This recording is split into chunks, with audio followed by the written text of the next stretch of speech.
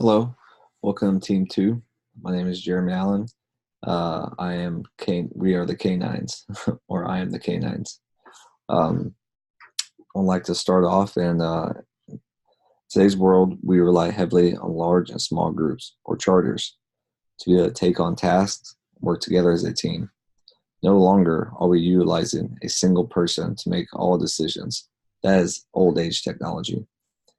Bringing tasks to groups can give you a more diverse results and more times than not provide a better result.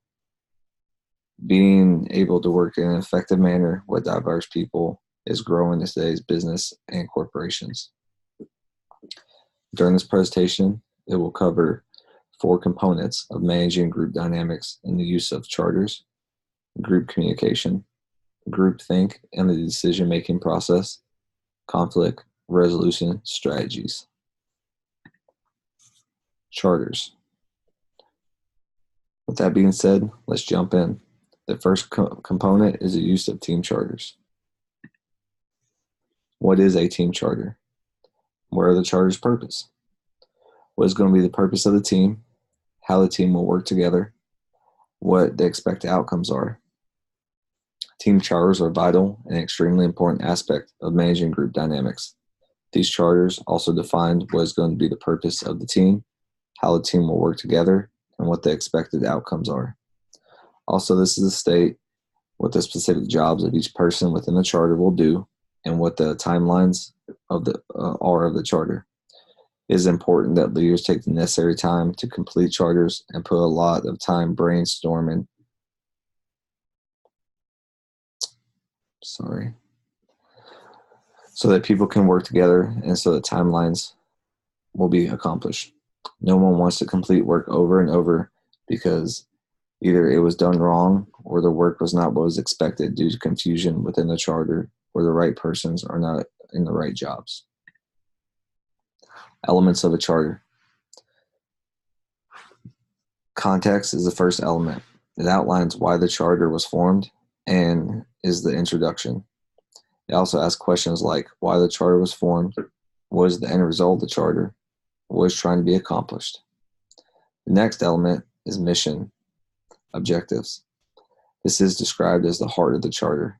It is extremely important in what is trying to be achieved or accomplished. This is where we have a mission and turn it into a goal and objectives that are achievable. The next is composition and roles. This is the part of the charter where roles and responsibilities are given out to the strengths of each member of the charter. This is where things can start getting difficult because it is important to get the responsibilities right and ensure that each member is happy with their job, per se. The next, authority and boundaries. This is the basic rules of the charter and gives each member the rules they got to follow to be able to accomplish their job within the charter. For example, this can include how long each member has to accomplish their portion of the work and what resources they can use to do the same. The next I want to talk about is resources and support. This element is also pretty simple. It means what resources do the charter have at their disposal to accomplish their part. Also, someone within the charter may need to do some support or guidance. This is the element that focuses on those aspects. Operation. This is the element where the charter can look to understand how they operate the charter on a day-to-day basis. This is also where they can find times and what will be going on each day. Negotiation. This is where the charter can respectfully talk about tasks within the charter and agree or not agree on certain aspects of the charter. And finally, agreements. Agreements are important because everyone needs to be on the same page when dealing with their conflicts or times.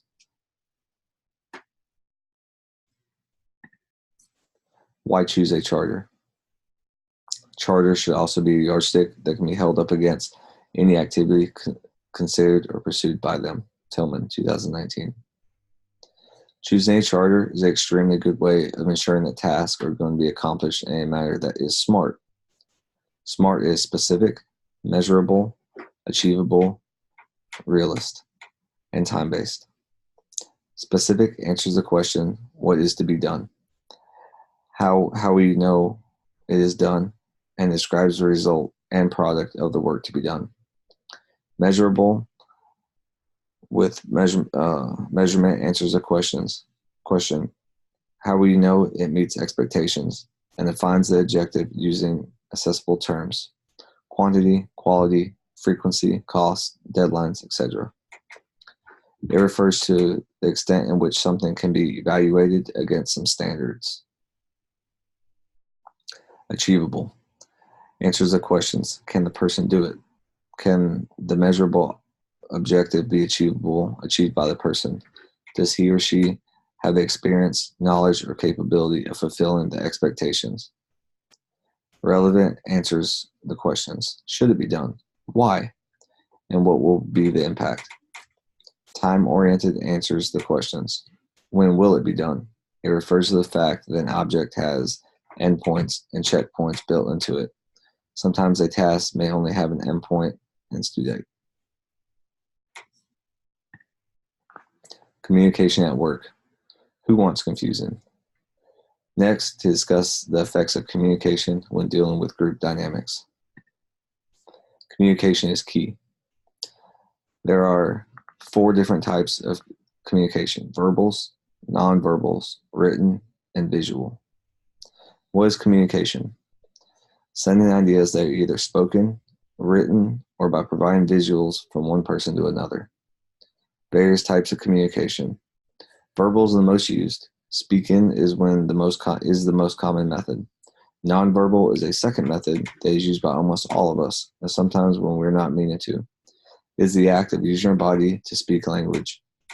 Written communication can be used when something may not be so extremely important and can wait, or also can be put in a formal and informal manner to pass along to the whole charter. Visuals are used in great depths also because not everyone learns the same way, and by providing visuals, it can help each person learn their way. Practicing good communication skills. You should understand yourself, understand your audience, listen actively, simplify, and find a perfect time. These skills are vital to ensuring communication is flowing throughout an organization. These skills are understand yourself, understand your audience, listen actively, simplify, find a perfect time. Understanding who you are and what your natural tendencies are is the first step in being an effective and genuine communicator. Do you need to be chatty? Do you like to listen? Are you assertive? Are you direct? Are you comfortable with uncertainties and risks? Do you choose your words carefully, or do you tend to use words more like a blunt instrument? As important as it is to understand yourself, it is also important to understand your audience and their natural tendencies, motivations, goals, challenges, and opportunities. Does your audience want to be heard, enlightened, or get things done? Active listening that helps people feel heard involves eye contact, nodding, appropriate and timely responses, and overall high engagement. Asking good, relevant questions and then actively listen helps to build rapport and trust. Simple, concise messages that can be delivered quickly and powerfully usually have the highest impact, especially when you address an audience that is overworked or overwhelmed with information. The next component is groupthink, thinking, and decision making. This component is vital to ensure everyone's ideas are valued.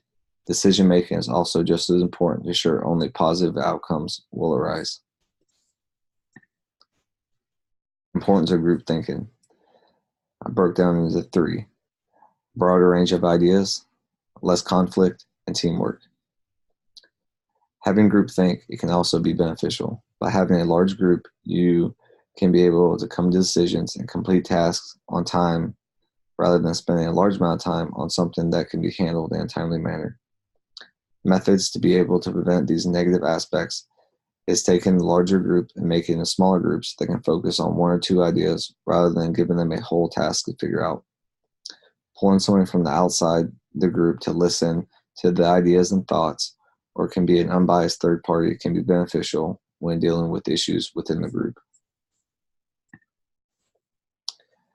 Next, in the managing group dynamics, I want to talk about decision making. You need to be confident, you need to research, you need to weigh evidence, and take action. When dealing with decision making, I have 4 steps that I just said. Being confident in what you're saying is extremely important in building confidence from your group. If you're not confident in what you're talking about, you can lose credibility really fast. Next is time to gather information so that you can make a decision based on facts and data. This requires making a value judgment, determine what information is relevant to the decision at hand, along with how you can get it. Ask yourself what you need to know in order to make the right decision. Then actively seek out anyone who needs to be involved. In this step, you'll need to evaluate to know which alternatives is best. According to management experts Phil Higson and Anthony Sturgis, managers need to be able to weigh pros and cons and then select the options that has the highest chance of success. It may be helpful to seek out a trusted second opinion to gain new perspective on the issues at hand. Next, you'll need to create a plan for implementation. This involves identifying what resources are required and getting support from employees and stakeholders.